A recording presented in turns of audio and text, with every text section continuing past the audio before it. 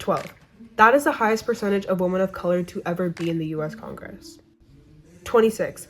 That is the percentage of women of color out of all women to have ever been elected to Congress. 42,281,890. That is the number of women of color still waiting to have representation. While underrepresented, these women have managed to accomplish so much. Guanzi helpa, duhinamet etzakiwitza shuimi hanu.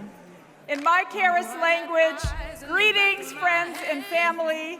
My name is Kresh Turquoise, and I'm from the Turquoise clan. I, Kamala Davy Harris, do solemnly swear that I will support and defend the Constitution of the United States. That I will support and James Baldwin believed that identity is formed by the stories told by those in power. But when those stories leave people out, entire identities are silenced. Women of color in the U.S. federal government have long been those unheard voices, until now.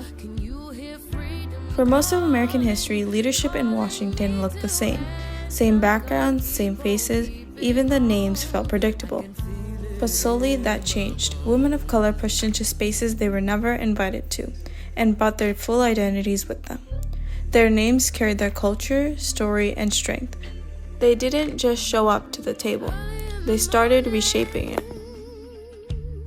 I guess you think about Shirley Chisholm in this moment where she said if they don't give you a seat at the table, you bring a folding chair. Well, maybe we'll have many folding chairs. We bring with us issues that are important to our families, such as the inequities that exist when it comes to income inequality or access to capital. These words remind us that visibility itself is power. Every voice that enters the government changes how the nation defines leadership. I want young girls, young Native girls, to see themselves as leaders, whether it's, whether they start out as president of their student body at their school or as leader on their basketball team or whatever it is. Many women who are qualified have the experience and background to do the job, and that includes many women of color.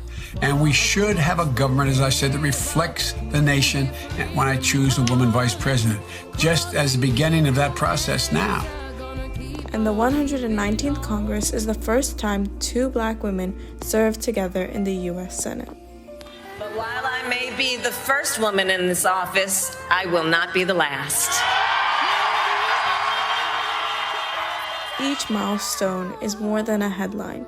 It is rewriting the nation's narrative, and yet the path is not without challenges.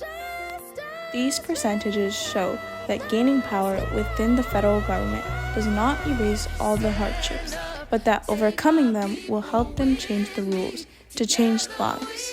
The paradox of education is precisely this, that as one begins to become conscious, one begins to examine the society in which he is being educated. And so I am thinking about her and about the generations of women, Black women,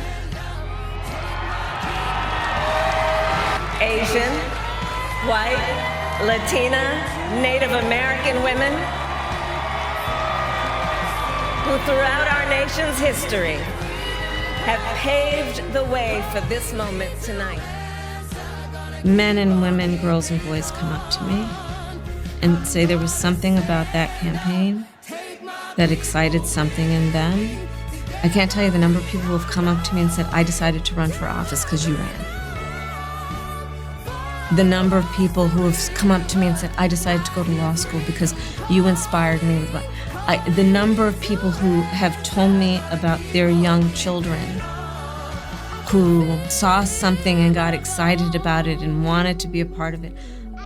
When young people see what's possible, they begin to imagine themselves there too. Women of color today shape leaders of tomorrow.